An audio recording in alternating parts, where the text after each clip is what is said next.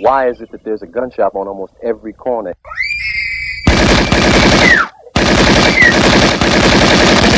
When thugs cry, I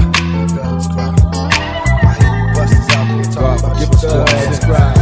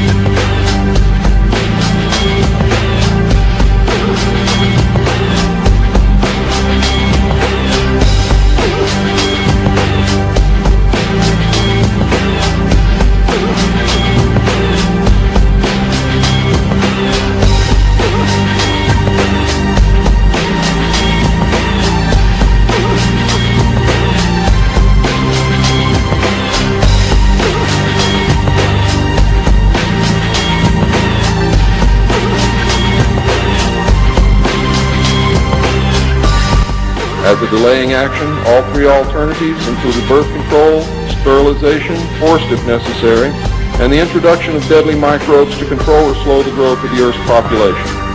AIDS is only one result of these plans. There are others.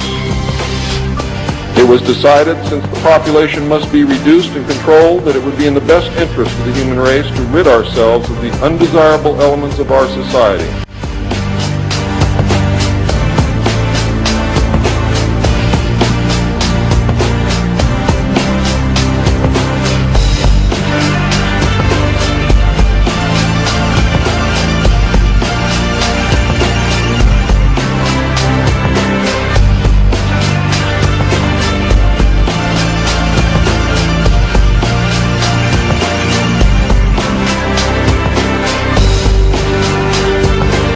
Could a strange substance found by a Southwest Arkansas man be part of a government test? Well, that's the question at the heart of a phenomenon called chemtrails, now getting widespread attention. Well, tonight, KSLA News 12 investigation reporter Jeff Farrell shows us the results of testing we had done about what's in our skies. It seemed like some mornings it was just crisscrossing the whole sky. It was just like a giant checkerboard.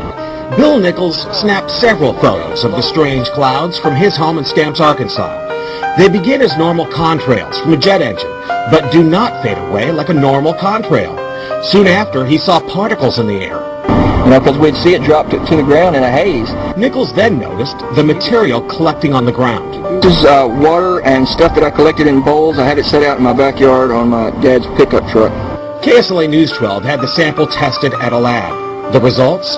A high level of barium, 6.8 parts per million, more than 3 times the toxic level set by the EPA. Armed with these lab results about the high levels of barium found in our sample, we decided to contact the Louisiana Department of Environmental Quality. They told us that yes, these levels are very unusual, but at the same time they added the caveat that proving the source is a whole nother matter.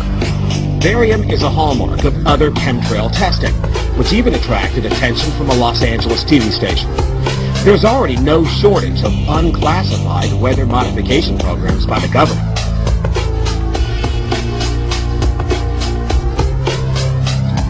But those who fear chemtrails could be secret biological or chemical testing on the public point to the 1977 Senate hearings in particular, which confirmed 239 populated areas had been contaminated with biological agents between 1949 and 1969. Later, the 1994 Rockefeller Report concluded hundreds of thousands of military personnel were also subjected to secret biological experiments over the last 60 years. But could secret testing be underway yet again?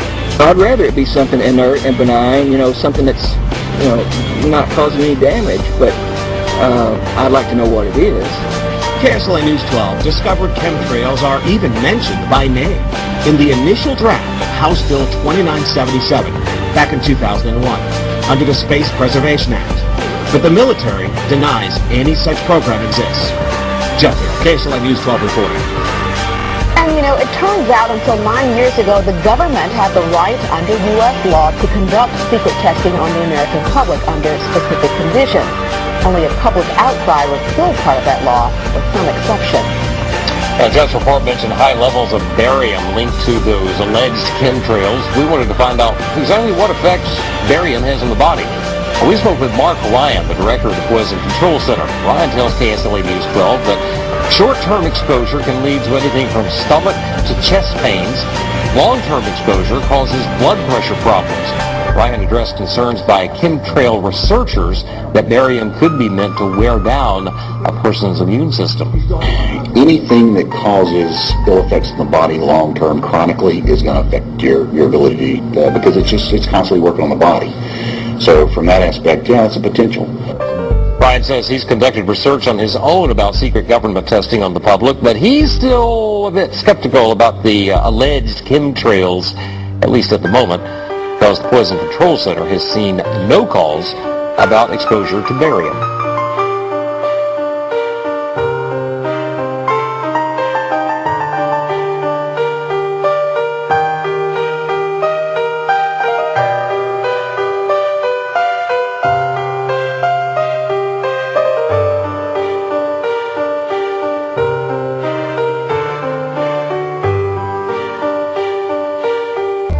How terrified would thou be if a mad dog were to suddenly spring upon thee, pull thee to the ground, and to begin to tear thee with his teeth? Do not imagine that the devil will fall upon the damned with less fury, or treat them more mercifully. We read in the legend of St. Anthony the Hermit that demons frequently appeared to him under various forms, frightening him in indescribable ways. Sometimes they took the shape of wild beasts, lions, bears, dragons, or savage dogs. At other times they appeared in human form, that of fierce-looking men, beautiful women, or monsters of hideous aspect. Sometimes they beat him and maltreated him so cruelly that they left him half dead. Sometimes they caused him such terror by their strange spectral apparitions that had not God and his angel guardian come to his aid, he would have expired. Now if they did this all to a man of saintly life, of whom they had no rightful power, what will they not do in hell to the ungodly sinners who are completely at their mercy? No one can imagine what new terrors and torments these spirits of hell will devise to harass the damned, and to pour out on them their devilish malice. Some console themselves with the thought, at any rate, we will have our fellow men with us in hell, and no lack of them either. Beware how you delude yourselves with this false comfort.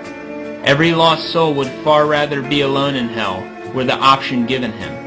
And since on earth it is very terrible to be forced to live with an enemy, who does one all manner of harm, so it is no small affliction to be continually with thousands of people, all of whom they hate and detest from the bottom of their heart.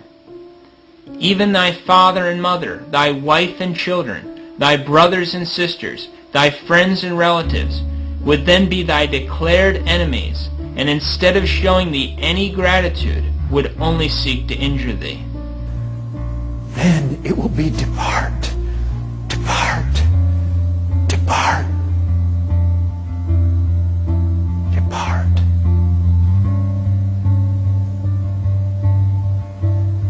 And the door will shut. And then it's all over. No hope. No hope.